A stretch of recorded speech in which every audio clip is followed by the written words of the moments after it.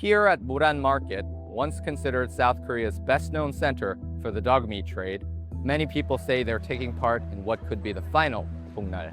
That is, before a nationwide dog meat ban takes full effect next February. At first glance, Muran Market still looks busy. The lunch crowds are here, the restaurants are full, and steaming pots are coming out of kitchens just as they have for decades. But look a little closer and the market tells a different story.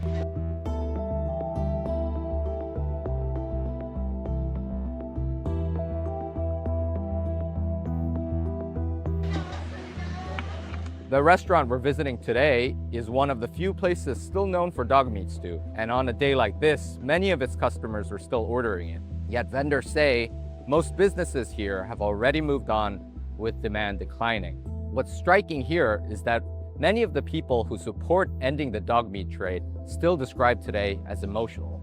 One vendor became visibly upset when talking about some of the elderly customers who've been coming here for years, for decades, and still may never be able to legally eat the meat again. We spoke with one diner who said he traveled around Seoul looking for dog meat restaurants before the ban takes effect.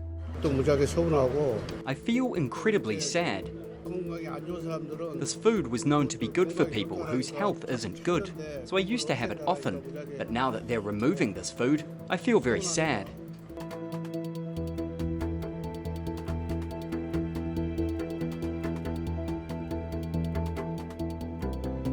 In many ways, this is not just about the controversial food. It's a story about generational change in South Korea.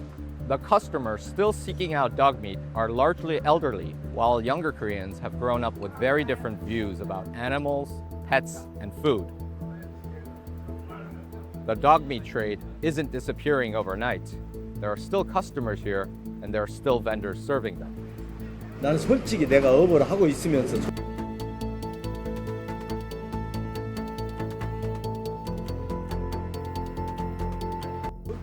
I'm doing this business, but honestly, our dog meat culture is a somewhat backward kind of culture in this modern global society.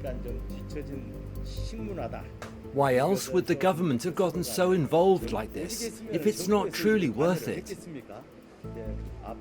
I think that's how it will go and should be going forward. If our country wants to raise our national image and demonstrate our presence abroad, I believe this kind of thing shouldn't exist.